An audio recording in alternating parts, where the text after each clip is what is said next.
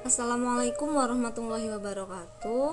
Selamat siang semuanya. Semoga kita selalu diberi kesehatan dan diberi perlindungan oleh Allah Subhanahu wa taala. Baiklah, pada kesempatan kali ini materi yang akan saya bahas ialah mengenai pengenalan komputer. Nah, sebelum kita mengenal jaringan lebih jauh, tentu kita terlebih dahulu harus tahu mengenai komputer. Nah, di sini materi yang akan dibahas adalah tentang dasar dari komputer dan juga hardware. Nah, langsung saja kepada materi yang pertama, yaitu dasar komputer. Komputer merupakan alat untuk mengolah data sesuai dengan perintah yang sudah dirumuskan. Pada awalnya, kata komputer ini berarti orang yang berprofesi dalam bidang aritmatika, yaitu yang melakukan perhitungan aritmatika dengan menggunakan alat ataupun tidak. Akan tetapi, kata ini kemudian mengalami perubahan makna. Nah, istilah komputer ini berasal dari bahasa Latin, yaitu komputer, yang berarti menghitung. Nah, di sini ada beberapa definisi mengenai komputer, dan yang pertama itu adalah menurut buku Komputer Annual oleh Robert H. Bismarck pada tahun 1988. Nah, menurut Robert ini, komputer adalah suatu alat elektronik yang mampu melakukan beberapa tugas. Nah, tugas tersebut diantaranya yaitu menerima input, memproses input sesuai dengan programnya, menyimpan perintah-perintah dan hasil pengolahan, lalu juga menyediakan output dalam bentuk informasi.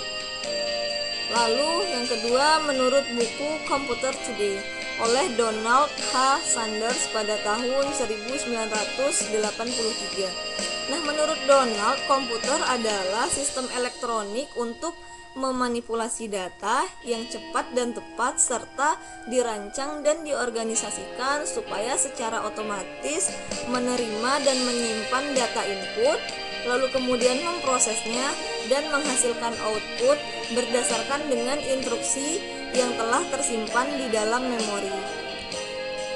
Lalu selanjutnya ada menurut buku Computer Organization oleh Hamaker, Frenzik, dan Zeki pada tahun 2002.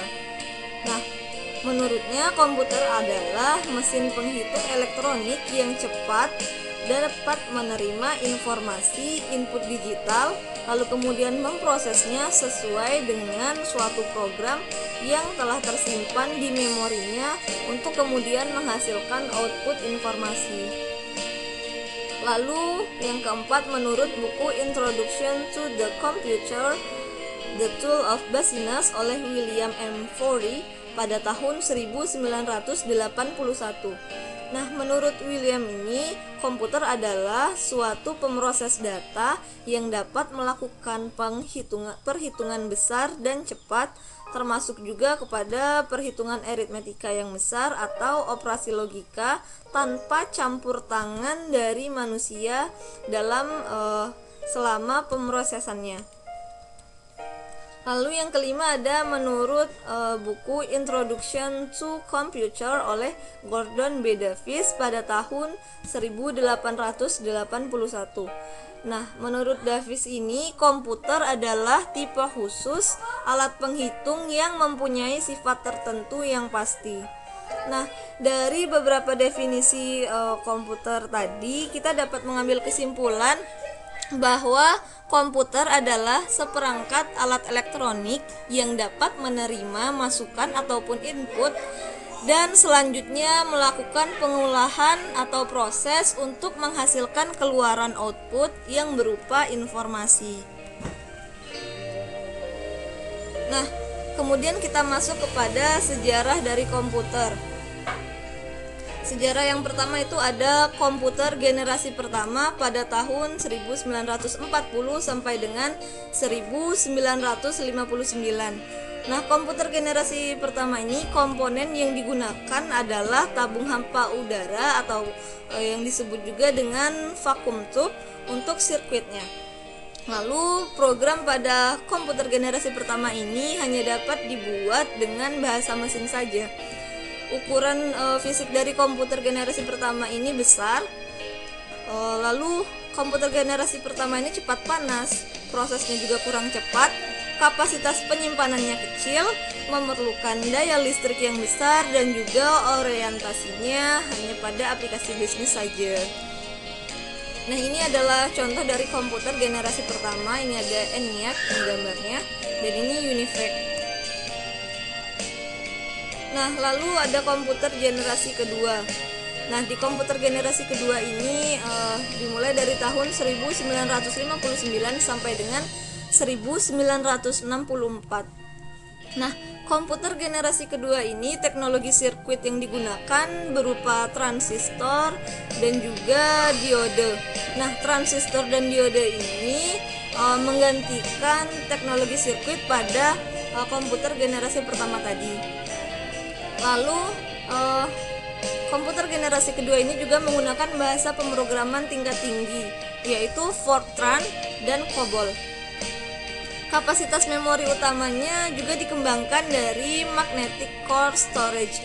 Lalu komputer generasi kedua ini menggunakan simpanan luar berupa magnetic tape dan juga magnetic disk. Nah, untuk prosesnya itu real time dan juga real sharing. Nah, ukuran fisiknya itu sudah jauh lebih kecil daripada komputer yang pertama.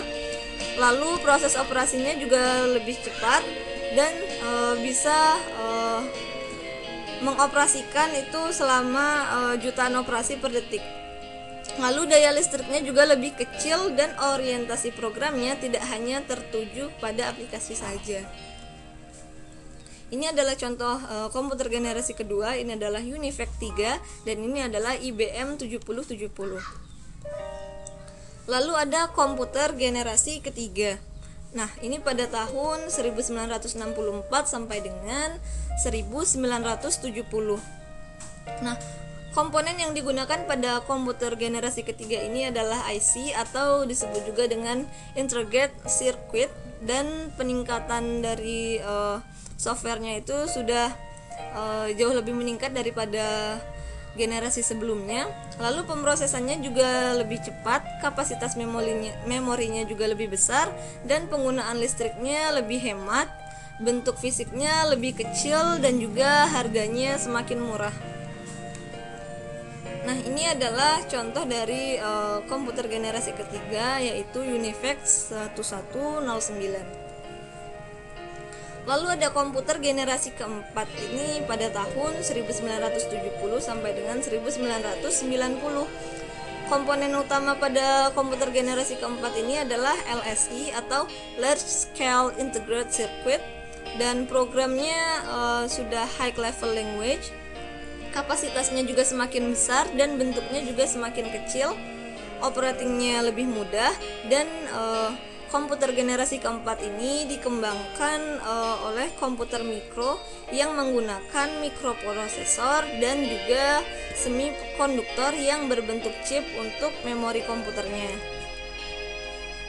Nah, ini adalah contoh dari komputer generasi keempat. Ada IBM 4341, ada DES 10, ada Star 1000, ada PAP 11, dan ada juga Apple 2. Nah, ini adalah contoh gambarnya. Lalu selanjutnya ada komputer dari generasi kelima atau pada masa sekarang ini. Nah, pada generasi kelima ini juga telah dilakukan pengembangan, baik itu dari teknologi yang akan menggantikan chip yang mempunyai kemampuan memproses sampai dengan triliun operasi per detik. Sementara jika menggunakan teknologi chip itu sendiri hanya mampu memproses miliaran per detik saja. Nah, komputer pada generasi kelima ini akan dapat menerjemahkan bahasa manusia. Juga manusia dapat langsung bercakap-cakap dengan komputer, serta adanya penghematan dari energi komputer. Nah, seperti artificial intelligence, ada GUI, ada juga multimedia, dan ada juga multikomunikasi. Ini adalah contoh dari komputer generasi kelima. Lalu selanjutnya ada komputer generasi keenam atau komputer yang akan ada di masa depan nanti. Nah, pada generasi keenam ini komputer sudah memiliki kecerdasan buatan. yang mendekati kemampuan dan perilaku manusia. Nah, kecerdasan tersebut digunakan untuk memprediksi sebuah kejadian yang akan terjadi, lalu bisa juga untuk berkomunikasi langsung dengan manusia, bentuknya pun semakin kecil. Nah, ini merupakan contoh gambaran dari komputer generasi ke-6 itu. Oke, next kita masuk kepada pembahasan yang kedua, yaitu mengenai hardware komputer. Nah, gambar yang terlihat sekarang ini merupakan berbagai macam hardware komputer. Hardware itu dibagi menjadi beberapa bagian. Di sini ada input, ada proses, ada output, komunikasi, dan juga storage. Nah, di sini ada input.